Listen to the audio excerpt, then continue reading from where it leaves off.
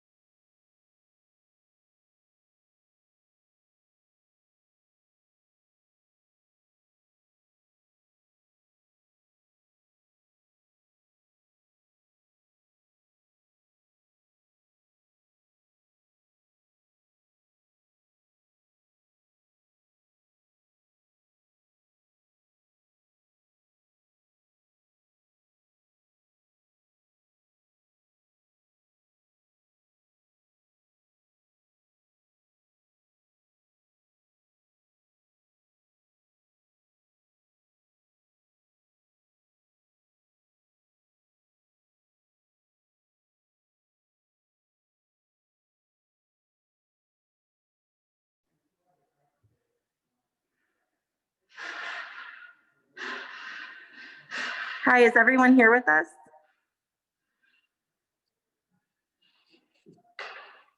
Yeah, we can hear now. Oh, I'm so sorry. Okay. Hi. So sorry to keep everyone waiting.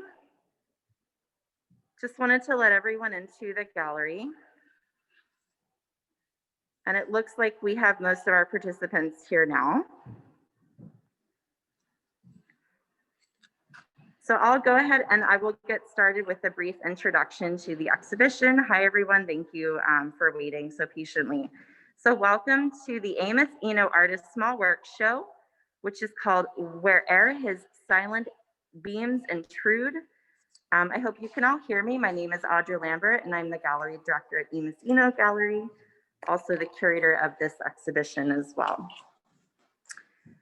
So I'm just going to give a very short introduction to allow artists time to speak about their work. So let me introduce the show very quickly. So this, once again, is a small work show.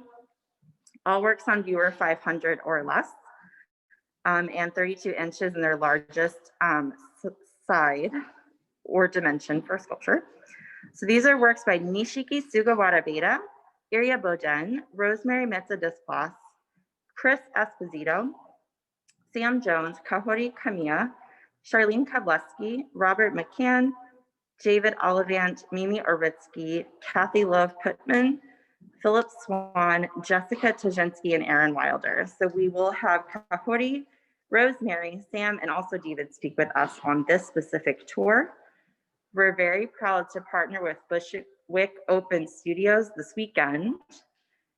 And we've also partnered with Artpot as well to provide a virtual exhibition opportunity for you to view the show.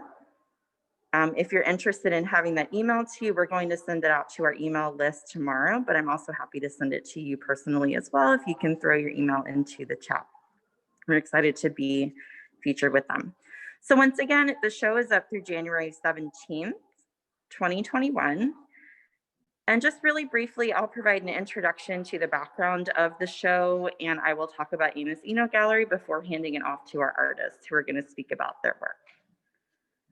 So once again, the title of the show is Where'er His Silent Beams Intrude, which is a line from a poem called The Inward Morning by Henry David Thoreau. And I'll just read you a few quick stanzas from that. So what is it gilds the trees and clouds and paints the heavens so gay? But yonder fast abiding light with its unchanging ray. Lo, when the sun streams through the wood upon a winter's morn, where'er his silent beams intrude, the murky night is gone.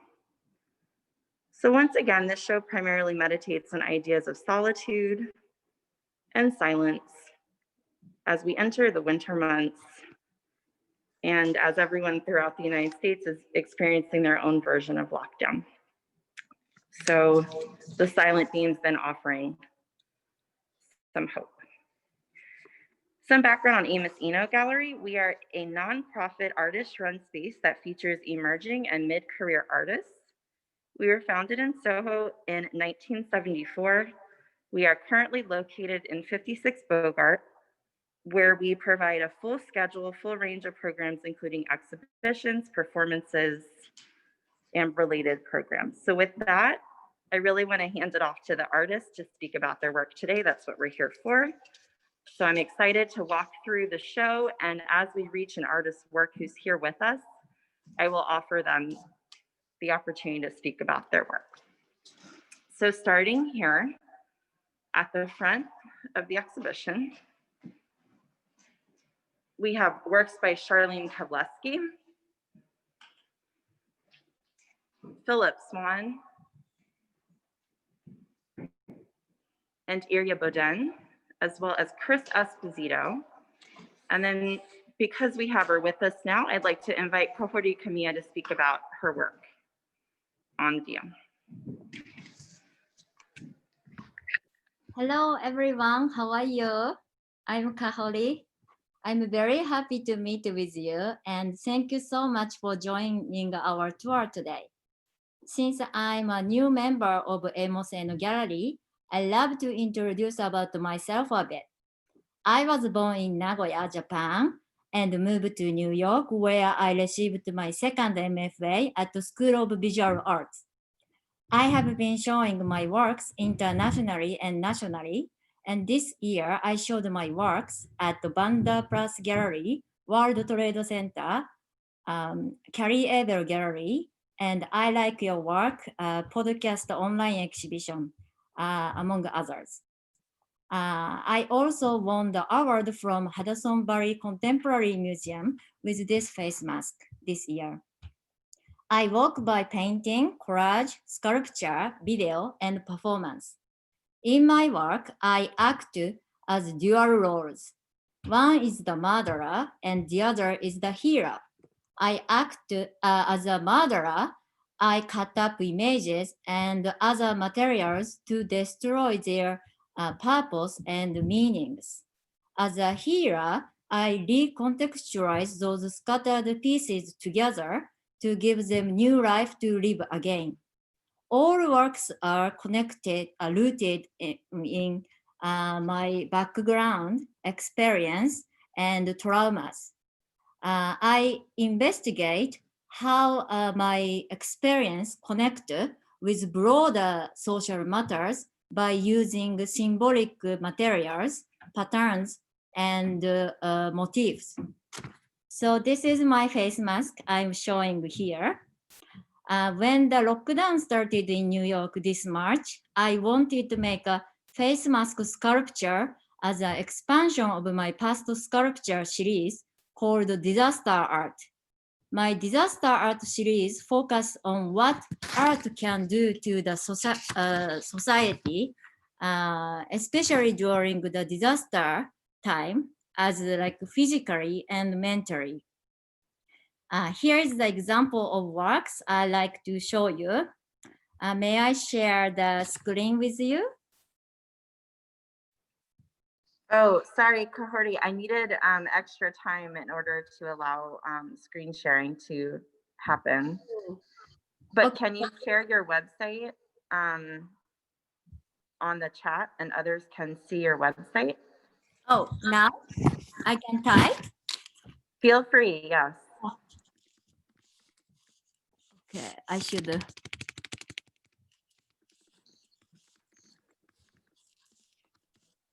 And I'd like to welcome all artists on the tour today to share their websites as well in the chat. But thank you, Kohori. So feel free to continue. So I don't have a picture for here right now, but okay. So I made a social armor sculpture. It's in my website and the category called disaster art. So when I started to make this face mask piece, it was very hard to get the art materials due to high demand of online shopping. As a result, I started to look for any possible art materials inside my home. I was like a hungry hunter that time. I tested to use many materials, and one I found from the kids' building toy set, and I started to paint on them. When I was painting these wooden pieces, I felt a connection with my memory about temple in Japan. When we go to temple, there is a wooden stick, actually almost the same type of this wood. And we write down our wishes on the wood by paint brushes. I usually start making art very early morning, and this meditative painting process evoked me praying and healing like a temple monk's practice. Also in my work, I explore opposing perspectives such as pain, pleasure, high-low, and beauty decay by using symbolic motifs and materials. For this piece, I used for the neon fur and the golden stars. This piece is one of my significant work I made during COVID-19. So thank you so much for joining my tour. I hope you enjoyed to know about my works. This spring, I will show my work at Radiator Gallery. I would love to share with you more of my works and upcoming news. I am on the social media, Instagram, Kahori Kamiya. So please follow me. Thank you so much, and have a happy holidays. Thank you, Kahori, and thank you as well for explaining that about the temple and about how you had to work with available materials. That's really some interesting insight into your practice and into this sculpture specifically. After this sculpture by Kahori, Face Mask for 2020, we have a work here by Kathy Loeb Putnam, who spoke on our earlier tour, and now I'm going to hand it over to Rosemary Mesa Deslas to speak about her works here on view. Hi, I'm a Latina artist and I'm based in Farmington, New Mexico. Both of my artworks in the exhibition reference the landscape. So for example, in the top work, I'm the wilderness, I'm the white noise, the abstract formation on the woman's head is inspired by rock formations at the Beasteye Badlands. And the Beasteye Badlands is a hiking area. It's just outside the city limits of Farmington, New Mexico. And it has no trails, and one can hike there for hours and never see another person. It's definitely a good place to go for social distancing. Anyway, the rock formations there look like these bizarre, trippy abstractions from another planet. Both the waiting and I'm the wilderness, I'm the white noise, both speak to the theme of solitude and isolation. So just as a side note, in case anyone's wondering, the title, I'm the wilderness, I'm the white noise, comes from the song Impossible Winter by Dead Weather. So these two artworks incorporate the medium of hand-stitched human hair. The top work, I'm the wilderness, I'm the white noise, is watercolor and hair, while the bottom artwork is entirely created from human hair. So I've been collecting my hair on a daily basis since 2000, and I consider the collection of my hair to be kind of a ritualistic daily activity. So I gather it by running my fingers through my hair each morning, or by accumulating that which falls out in a shower. The saved hair is stored in plastic bins. So in my art studio, I have all these plastic containers all full of hair. And over the years, I've actually dyed my hair different shades of brown, reddish brown, black, just a variety of tones. And it's enabled me to get a variety of values as I'm sewing the hair.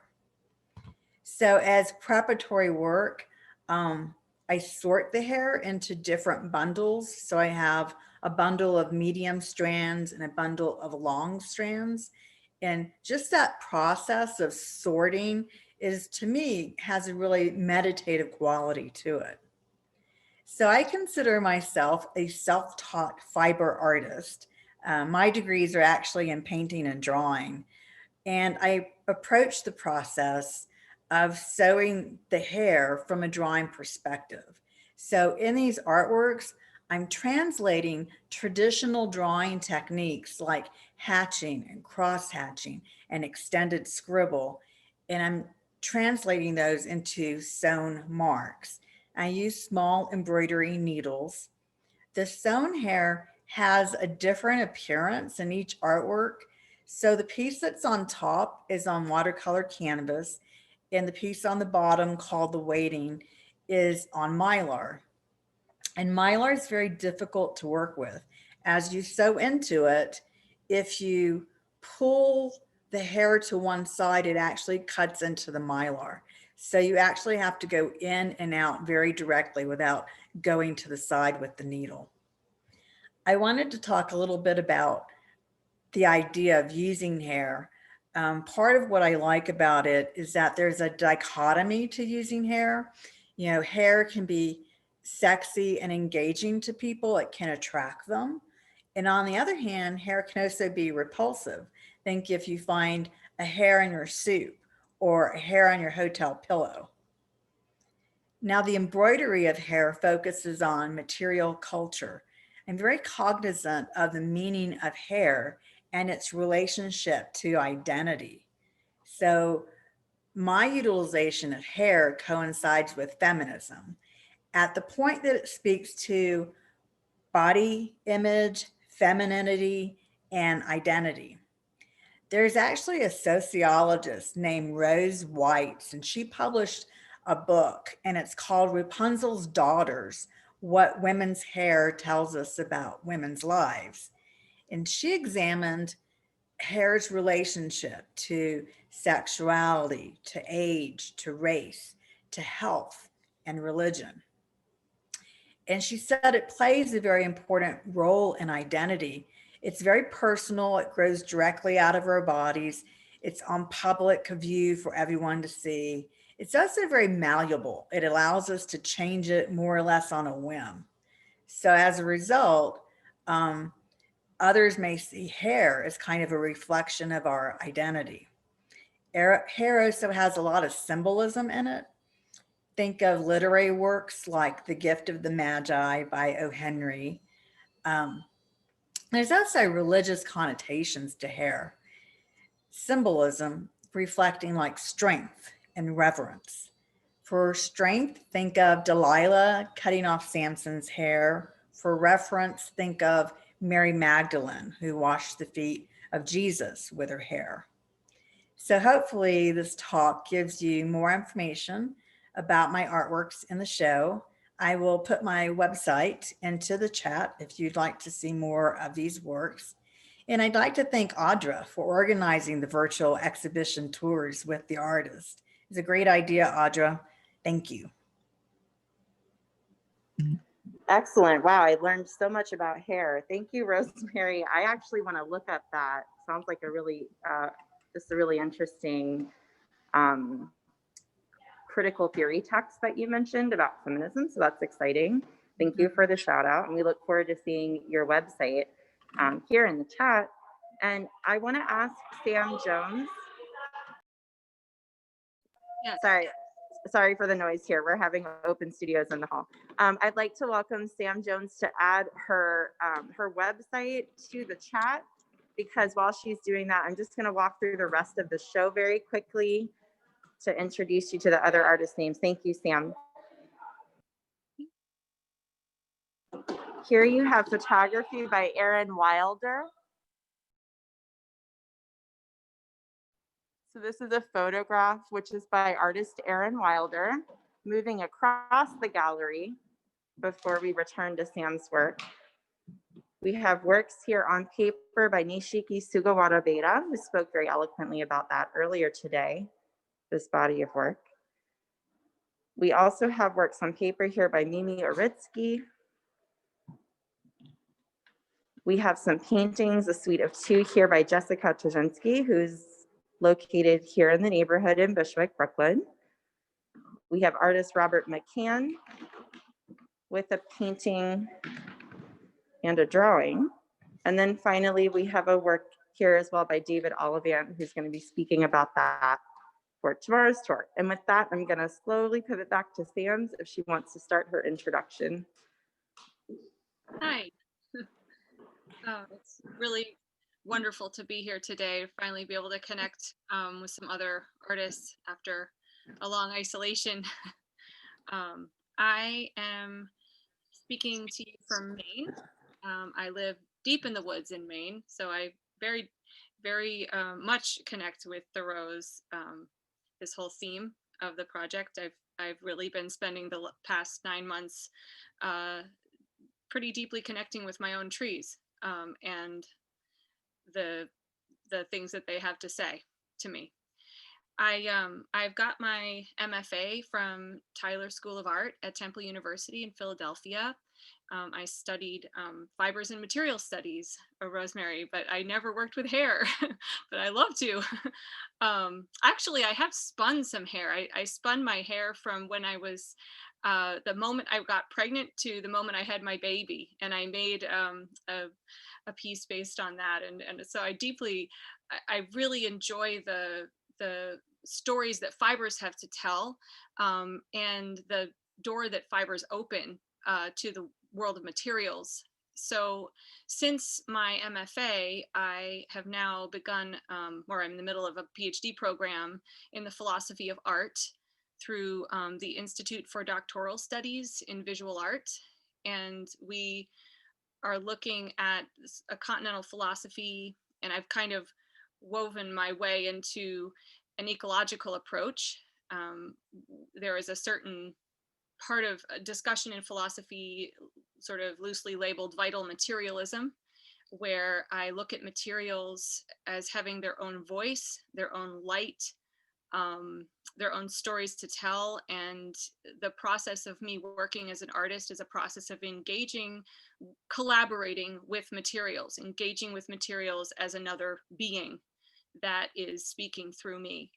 And so the idea of looking at this piece is called The Veil, which represents to me a portal to another space. And speaking from the woods, I've been writing about this concept of a snag, which is a standing deadwood. It's a tree basically that is died or dying, in the process of dying, but the trees around it are holding it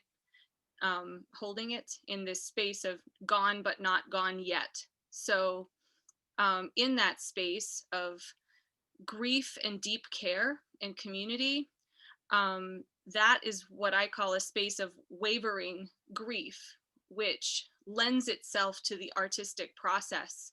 It lends itself to a creative impulse, and this sort of resonance that happens within this tree that's dying but still has this outer resonance chamber where you can be listening. I'm a species, Homo sapien, and I can be listening to the species that are building their new ecologies, new homes inside this standing deadwood. And so therefore, this image here sort of becomes that resonance. Just like this standing deadwood, it's a space of me being able to listen to other species, other new life, new places of creation through this process of dying and grieving. And so there are many things about this that resonate with me and allow me to become another kind of artist than I could have ever expected. And so I think of it as a very deeply spiritual process.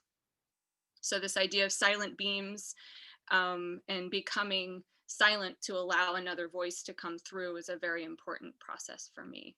The surface of this image is attests to that. I think one cannot look into this image without participating in this image. And it is an artifact of something that I don't understand, and it keeps me in this place of wavering. So there, I think that's probably enough. Yeah, wow. No, that's so great. It's really wonderful to hear the backstory to that. And I want to open up the floor to questions. We have everyone's websites, but actually I have the first question for you, Sam. So these works are from 2020 and it's a series. How many are in this series? There are several. I've included 3 to be shown at Amos Eno. I have several combinations of pieces, images and objects as well that are in response. I only included images here, these digital plates, which kind of become objects in and of themselves, but I have these artifacts of things that I'm trying to connect with. I call them signals. And so it's an ongoing and unfolding series that are, it's sort of as they come to me that I'm able to capture them and respond to them and have an ongoing conversation. So it sounds like it's kind of an open series of ongoing. Yes. Well, thank you. And thank you to our artists. Does anyone have any questions they want to add into the chat? Or if you want to speak as well, feel free. We have some ambient noise here, so I'm happy to pass the mic along to anyone with a question.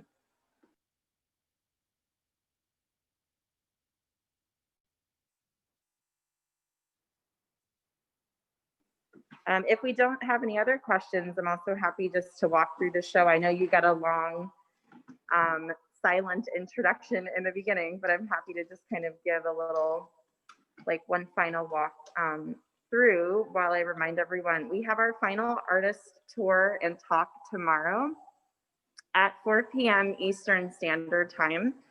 And it will be this actual same link, this exact same Zoom link at 4 p.m. So tomorrow, Sunday, the 20th at 4 p.m., you can join us to hear about works by Philip Swan, whose abstract geometric paintings are here.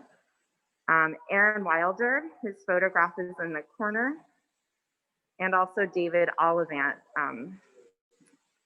whose work on paper is here. Thank you, Noah, for joining. Thank you, Giovanna from Artpot for joining. Thank you, Bushwick Open Studios. Thank you, artists, for really introducing us so thoroughly to your work. It's been a pleasure for me as well, and I hope for all of you. And if no further questions, we'll see you tomorrow at 4 p.m. We're looking forward to it. Bye. Bye. Thank you so much, Audra. You bet. Thank you all. Thank you so much for joining. Thank you, everyone. Bye-bye. Bye.